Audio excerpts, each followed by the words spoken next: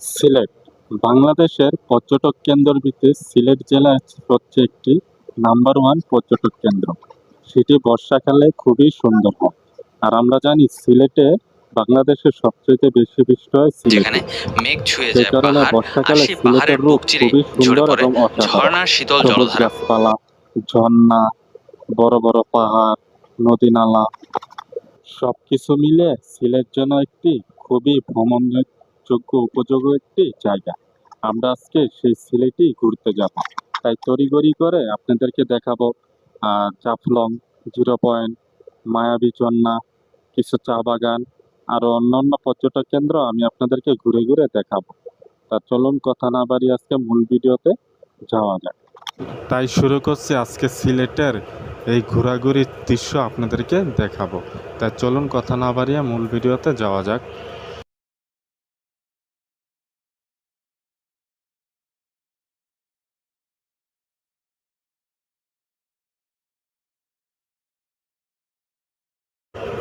আমাদের যাত্রাটি শুরু হয় ঢাকার সায়দাবাদ থেকে।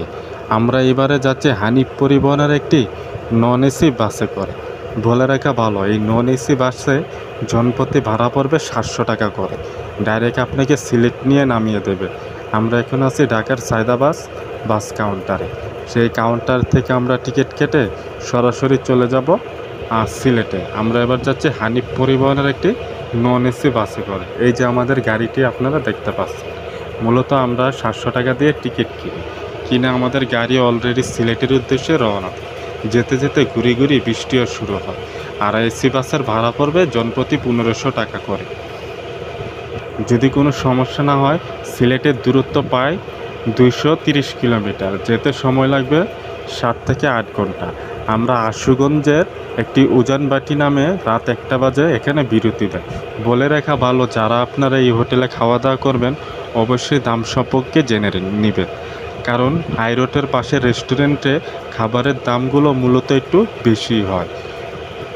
আমাদের এখানে 20 মিনিটের একটি যাত্রা বিরতি দেয়। 20 মিনিটের যাত্রা বিরতি শেষে আমরা গাড়ি দিয়ে সকাল সকাল একেবারে সিলেট চলে আসি। আস্তে আস্তে আমাদের একেবারে সকাল হয়ে যায়, ভোর। আমরা এখন আছি একেবারে সিলেট শহরে।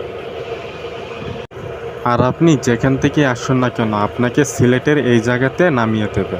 যেখান থেকে আসুন, এখান থেকে আপনি ভাড়া করে ঘুরতে পারবেন অনেক কিছু, যেমন সিএনজি ভাড়া পাবেন, মোটরসাইকেল ভাড়া পাবেন। আমরা মূলত একটি মোটরসাইকেলে ভাড়া করে নিই সারা দিনের জন্য। সে আমাদেরকে 4-5টা পর্যটক কেন্দ্র ঘুরে ঘুরে দেখাবে। আমরা এই সিএনজিটা 1800 টাকা দিয়ে সারাদিনের জন্য ভাড়া করি।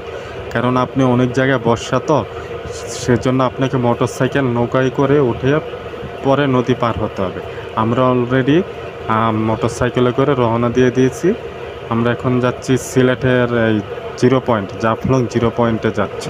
জাফলং জিরো পয়েন্টে যাওয়ার আগে আমরা সকালের নাস্তাটা এই হোটেল থেকেই সেরে নিই। বলে রাখা ভালো, আপনি সকালের নাস্তা করার জন্য আশেপাশে অনেক হোটেল পেয়ে যাবেন। আমরা সেখান থেকে নাস্তা করে জাফলং জিরো পয়েন্টের উদ্দেশ্যে রওনা দিয়ে দিয়েছি। যেতে যেতে খুবই বৃষ্টি। কারণ আমি বলেছি যে বাংলাদেশের 64টা জেলার ভিতরে সিলেট জেলার ভিতর সবচাইতে বেশি বৃষ্টি হয়। ওখানে যেতে যেতে আপনি সারি সারি চা বাগানও আশেপাশে দেখতে পাবেন। আর সিলেট শহর থেকে জাফলংয়ের দূরত্ব প্রায় 46 থেকে 50 কিলোমিটার। যেতে সময় লাগবে 1.5 থেকে 2 ঘন্টা। যেতে যেতে আপনি আশেপাশের হিমালয়ের পাহাড় এবং ভারতের হিমালয় পাহাড়ের দৃশ্যগুলো আপনাকে মুগ্ধ করে তুলবে। পাহাড়ি আঁকাবাঁকা পথ, সাইডে সাইডে পাহাড়, চা বাগান এবং ভারতের হিমালয় পাহাড়গুলো দেখতে খুবই অসাধারণ এবং সুন্দর। দেখুন কত বড় বড় পাহাড়। আমি যেহেতু মোটরসাইকেল ভাড়া নিয়েছি, তাই মোটরসাইকেলতে একটু নেমে পাহাড়ের ভিউগুলো আমি আপনাদেরকে দেখাচ্ছি। দেখুন এইগুলো সব হচ্ছে ভারতের এবং ইন্ডিয়ার পাহাড়। খুবই অসাধারণ এবং চমৎকার। এগুলো সব হচ্ছে ভারতের হিমালয় পাহাড়। পাহাড়ের ভিউগুলো নেওয়ার জন্য আমাকে ড্রোন ক্যামেরা ব্যবহার করতে হয়েছে। দেখুন, ড্রোন দিয়ে আমি আপনাদেরকে ভারতের হিমালয় পাহাড়গুলো দেখানোর চেষ্টা করছি। দেখুন খুবই অসাধারণ এবং সুন্দর। আমরা আবার সেই জাফলংয়ের উদ্দেশ্যে রওনা দিয়ে দিয়েছি। দেখুন আমরা এখন সেই জাফলংয়েই যাচ্ছি। আমরা অলরেডি জাফলং পৌঁছে গিয়েছি। দেখুন আমরা একেবারে জাফলং জিরো পয়েন্টে আছি। জাফলংয়ের ভিউটা খুবই অসাধারণ। আর এইগুলো যে দেখতে পাচ্ছেন, এটা হচ্ছে ভারতের ডাউকি শহর। ভারতের ডাউকি শহরটা খুবই গুছানো গাছানো, খুবই সুন্দর। এটা আপনি বাংলাদেশে দাঁড়িয়েই ভারতের ডাউকি শহরটা দেখতে পারবেন। দেখুন ভারতের ডাউকি শহর, এই যে পর্যটকগুলো দেখছেন ওনারা এখানে দাঁড়িয়ে একটি ভারতের ডাউকি শহর নিয়ে একটা সেলফি তুলছে, মানে পিসের ভিউ রেখে তারা সেলফি তুলছে। দেখুন ডাউকি শহরটি আমি ড্রোন ক্যামেরা দিয়ে দেখানোর চেষ্টা করছি। দেখছেন ডাউকি শহর, এটা হচ্ছে ভারতের ডাউকি শহর। এখানে ড্রোন উড়ানো একেবারেই নিষেধ। তারপরও আমি আপনাদেরকে দেখানোর জন্য লুকিয়ে লুকিয়ে ড্রোন ক্যামেরা উড়িয়ে দেখাচ্ছি। আর এটা হচ্ছে জাফলংয়ের ভিউ। আমরা এখন একেবারে জাফলংয়ে আছি। দেখুন এখানে বড় করে লেগে আছে জাফলং 0 পয়েন্ট। এটা একেবারে বর্ডারের কাছে, যারা হয়তো গেছেন তারা অবশ্যই জানেন। আর ওই যে এটা হচ্ছে ভারতের ওই যে কালা পাথরটা দেখা যাচ্ছে, আমি ড্রোন ক্যামেরা উড়াচ্ছি। দেখুন এটা বাংলাদেশে দাঁড়িয়ে উড়াচ্ছি, তাতে কোনো সমস্যা নেই। আর এটি হচ্ছে আমাদের বাংলাদেশের এরিয়া, সেখানে অনেক কিছু দোকান বসেছে। এখানে আপনি অনেক ইন্ডিয়ান পণ্য পেয়ে যাবেন। আর যেহেতু এখন বর্ষাকাল, আপনাকে প্রায় নৌকা দিয়ে চলাফেরা করতে হবে, পায়ে হাঁটতে পারবেন না। আর এখানে প্রচুর বৃষ্টি হচ্ছে, একটু পরপরই থেমে থেমে বৃষ্টি হচ্ছে। দেখুন খুবই পানি। আর এইগুলো হচ্ছে আমাদের বাংলাদেশের পর্যটক, দেখুন। আর ওই যে দড়ি দেওয়া, দড়ির এপারে হচ্ছে ভারত, এপার হচ্ছে বাংলাদেশ, মাঝখানে দড়ি দেওয়া। আর ভারতের কিছু লোক এই 0 পয়েন্টে ঘুরতে এসেছে। আর ওই যে ভারতের ঝুলন্ত ব্রিজটা দেখা যাচ্ছে। দেখুন যে আপনি 0 পয়েন্টে এই যে মানুষগুলো দেখছেন, ওরা হচ্ছে ভারতের পর্যটক। ওরা নৌকা দিয়ে এখানে ঘোরাঘুরি করছে, সাথে আমরাও এসেছি। যে দেখুন নৌকা দিয়ে ঘুরছে, সামনে যাওয়া নিষেধ, সেই কারণে আমি আপনাদেরকে দেখাতে পাচ্ছি না ভালো করে, যেতটুকু আমার ক্যামেরা আসছে ততটুকুই। আর এটি হচ্ছে ভারতের ঝুলন্ত ব্রিজটা, এই যে দেখুন খুবই অসাধারণ। আর জাফলং এখন অনেক উন্নত হয়েছে, আপনি যদি জরুরি কিছু আপনার সেফটি হিসাবে রাখতে চান এই বক্সে রাখতে পারবেন। আর এই যে দেখুন পুরাটাই এখন পানি, আর খুব বেশিরভাগ জায়গাতেই পানি।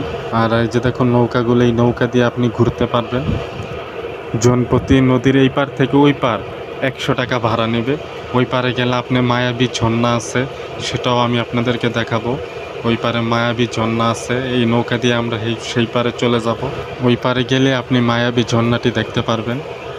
আর মায়াবী ঝর্ণাটি বর্ষাকালে খুবই অসাধারণ দেখা যায়, কারণ বর্ষাকালে পুরো থই থই পানি থাকে। আর আপনি বর্ষাকাল ছাড়া গেলে ঝর্ণাটি একেবারে শুকনো দেখতে পারবেন, কোনো পানি থাকবে না। দেখুন হাজার হাজার মানুষের ভিড় এখানে। আর মায়াবী ঝর্ণাটি খুবই অসাধারণ, শত শত মানুষ এখানে ঘুরতে আসছে। দেখুন মায়াবী ঝর্ণাটি খুবই অসাধারণ দেখা যাচ্ছে। দেখুন লক্ষ লক্ষ মানুষ মায়াবী ঝর্ণার কাছে গোসল করতেছে, ঘুরতেছে, দেখতেছে, অনেকে সেলফি তুলতেছে। আর আমি আপনাদেরকে দেখানোর জন্য ভিডিও করা নিয়ে বা ড্রোন উড়ানো নিয়ে ব্যস্ত। দেখুন ঝর্ণার দৃশ্যটা খুবই অসাধারণ। এটা উপভোগ করতে হলে আপনাকে বর্ষাকালে আসতে হবে। শুকনাকালে আসলে এখানে একটুও পানি থাকে না, আপনি কিছুই দেখতে পারবেন না। মূলত আমরা ঝর্ণা দেখা শেষ করে আবার চলে আসলাম জাফলং 0 পয়েন্টে, নদীর এই পার। আমরা এখন চলে যাব আরেকটি পর্যটক কেন্দ্রে। জাফলং 0 পয়েন্ট ঘোরা শেষ করে আমরা এখন যাচ্ছি পান্তময় ঝর্ণার কাছে। সেটি আমাদের আজকের ভ্রমণের দ্বিতীয় স্পট হবে। আর সেই স্পটে যাওয়ার সময় রাস্তাতেই প্রচুর বৃষ্টি, কারণ আমি বলছি সিলেটে প্রচুর বৃষ্টি হয় এবং হচ্ছে। আর সেখানে যেতে যেতে সাইডে ফাইডে আপনি অনেক চা বাগান দেখতে পারবেন। এই যে দেখুন এগুলো হচ্ছে মূলত পুরাটাই চা বাগান। এই যে এটা আমাদের বাংলাদেশের ভিতরেই পড়ছে, এটা পুরাটাই আর কি চা বাগান।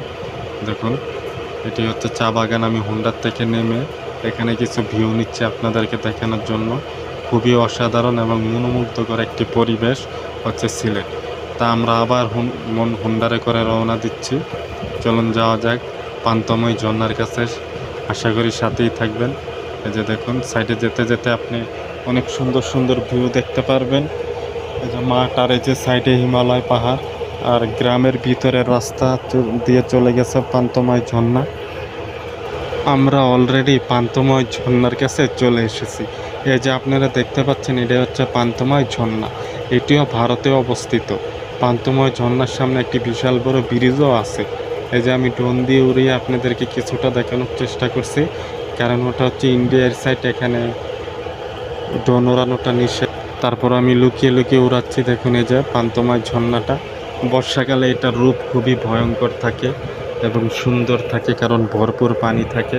সেই কারণে ঝর্ণার চেহারাটা খুবই সুন্দর দেখা যায়।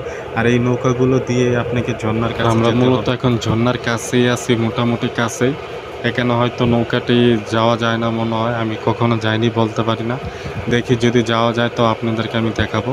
এই যে আমি দূর থেকে দেখানোর চেষ্টা করছি পান্তময় ঝর্ণাটি। আর আমাদের মতো অনেক পর্যটকই এখানে ঘুরতে এসেছে। পান্তময় ঝর্ণা এটি সিলেটে অবস্থিত খুবই একটি সুন্দর এবং আকর্ষণীয় ঝর্ণা।